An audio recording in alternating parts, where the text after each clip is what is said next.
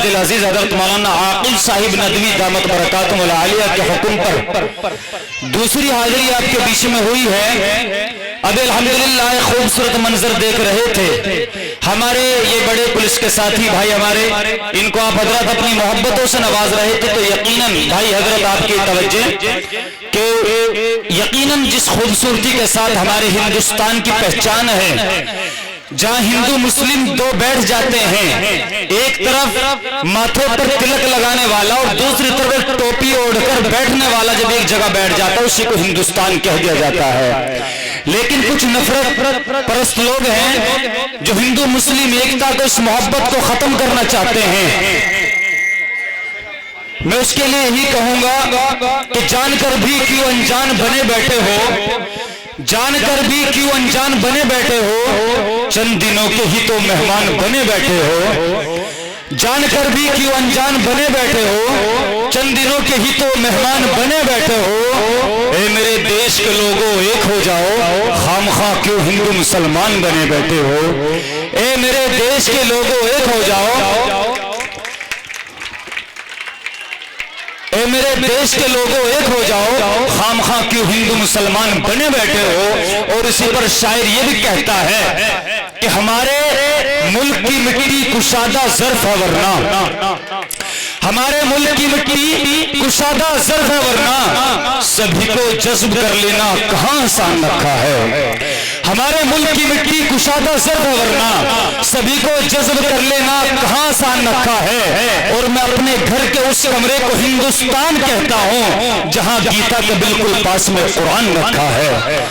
میں اپنے گھر کے اس کمرے کو ہندوستان کہتا ہوں جہاں گیتا کے بالکل پاس میں قرآن رکھا ہے۔ حاضرین، یقیناً جو وقت مجھے دیا گیا تھا اس وقت میں یہ حاضر نہیں ہو سکا، اس کے لیے حضرت سے معذرت، لیکن مجبوری ہوا کرتی ہے۔ تقریباً 200 کلومیٹر دور سے میں جلسہ کر کے سیدھا آپ کے بیچ میں آ رہا ہوں۔ 200 کلومیٹر دور تھا، وہاں سے کار کے ذریعے آ رہا تھا، لیکن راستے میں کیا تکلیفوں کا مجھے سامنا کرنا پڑا، کیا پریشانی ہوئی، وہ صرف ہم جانتے ہیں، ہمارا خدا جانتا ہے۔ جب راستے میں بالکل جام میں ہم پھنس گئے، گاڑی سے اترا، رکشہ کیا اور جب آپ کے بیچ میں حاضر ہوا۔ آئیے حاضرین، رستے بھر رو رو کے پوچھا مجھ سے پاؤں کے چھالوں نے، بستی کتنی دور بسا لی دل میں بسنے والوں نے۔ آئیے حاضرین، آپ کے دیار میں دوسری حاضری یہیں سے اپنے جلسے کی نشست کا باضابطہ آغاز کر رہا ہوں۔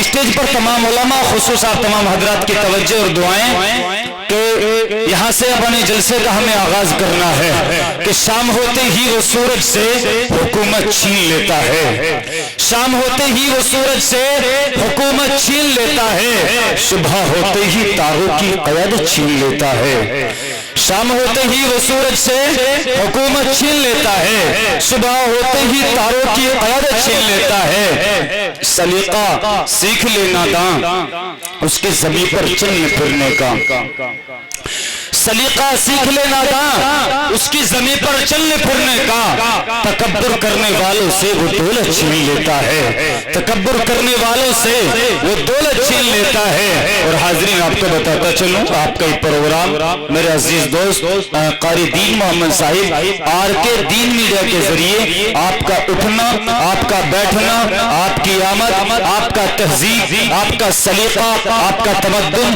یہ اپنے اس میڈیا کے ذریعے قید کر رہے ہیں، ملک ہندوستان کے اندر آپ کو دکھانے کا کام کر رہے ہیں۔ اور آپ کا پورا پروگرام لائیو دکھایا جا رہا ہے، جب سے پروگرام چل رہا ہے میں برابر اس کو راستے میں دیکھ رہا تھا۔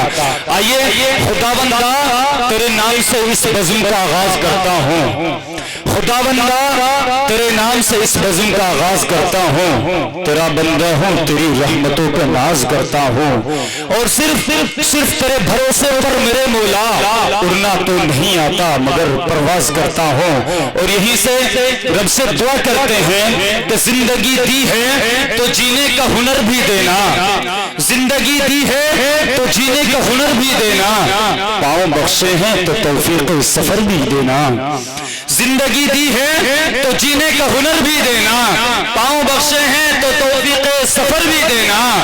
گفتگو تو نے سکھائی ہے کہ میں گونگا تھا، गुफ्तगू तूने सिखाई है कि मैं गूंगा था, अब मैं बोलूंगा तो बातों में असर भी देना, अब मैं बोलूंगा तो बातों में असर भी देना। हजरत मौलाना आकिब साहब से गुजारिश करूंगा इसको माइक को जरा सही करा ले, तरस कर ले हम पे भी। यहाँ से के बाद फिर जलसे में जाना है, हर बात छिपा रखी है, कोई राज नहीं है। माइक तो बहुत अच्छा है मगर इसमें आवाज नहीं है। आइए हाज़रीन, अकाबिरीन और असलाफ के तरीक़ा-ए-कार को मद्देनजर रखते हुए हमारे असलाफ और अकाबिरीन का जो तरीक़ा-ए-कार रहा है वो ये रहा है कि वो जब भी किसी दीनी महफिल का आगाज फरमाते तो तिलावत कलामुल्लाह से फरमाते, और हमारे पास इससे ज्यादा अफजल, इससे ज्यादा अरफा कोई और कलाम है भी नहीं। ये कलाम तमाम कलामों से अफजल कलाम है, ये कलाम तमाम कलामों से अशरफ कलाम है। ये कलाम वो कलाम है कि जिसकी हिफाजत का जिम्मा खुद रब्बुल कायनात ने लिया है।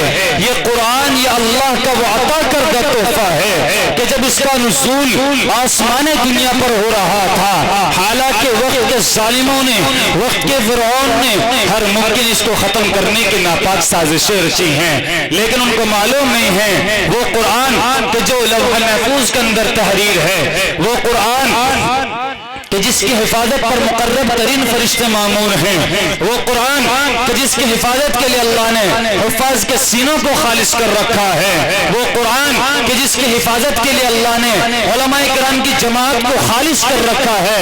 आइए उसी कुरान मुक़द्दस की बाबरकत आयतों से मुझे उस जलसे की इस नशिस्त का आगाज करना है। उससे कबल कुरान मुक़द्दस के हवाले से ए बच्चों कि हर एक घर में बैठा हुआ खुदा होगा, हर एक घर में बैठा हुआ खुदा होगा, कुरान सीने से बता फिर कैसे जुदा होगा। हर एक घर में बैठा हुआ खुदा होगा, कुरान सीने से बता फिर कैसे जुदा होगा। और खुदा ने खुद ही इसकी हिफाजत की जिम्मेदारी ली, खुदा ने खुद ही इसकी हिफाजत की जिम्मेदारी ली। कुरान बदले तेरा सोचना गुनाह होगा, कुरान बदले तेरा सोचना गुनाह होगा।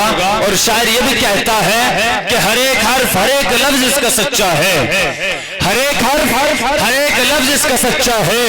अगर हो इल्म तो कुरान चेक कर लेना, ज़बां पे लाना मोहम्मद का नाम मुश्किल में, ज़बां पे लाना मोहम्मद का नाम मुश्किल में। सुकून पाओ तो ईमान चेक कर लेना, ज़बां पे लाना मोहम्मद का नाम मुश्किल में। सुकून पाओ तो ईमान चेक कर लेना। लिखना नहीं आता तो मेरे यार पढ़ा कर, लिखना नहीं आता तो मेरे यार पढ़ा कर, हो जाएगी तेरी मुश्किल आसान पढ़ा कर। लिखना नहीं आता तो मेरे यार पढ़ा कर, लिखना नहीं आता तो मेरे यार पढ़ा कर, हो जाएगी तेरी मुश्किल आसान पढ़ा कर। अगर तुझे पढ़ने के लिए कुछ भी न मिले, अगर तुझे पढ़ने के लिए कुछ भी न मिले तो चेहरे पे लिखे दर्द के उन्वान पढ़ा कर। और लारे तेरी रूह को तस्कीन मिलेगी, तू कर्ब के लम्हात में कुरान पढ़ा कर। और आ जाएगा तुझको भी जीने का करीना, मेरे यार तो सरवरे कौनैन के फरमान पढ़ा कर। हाज़रीन आपके बीच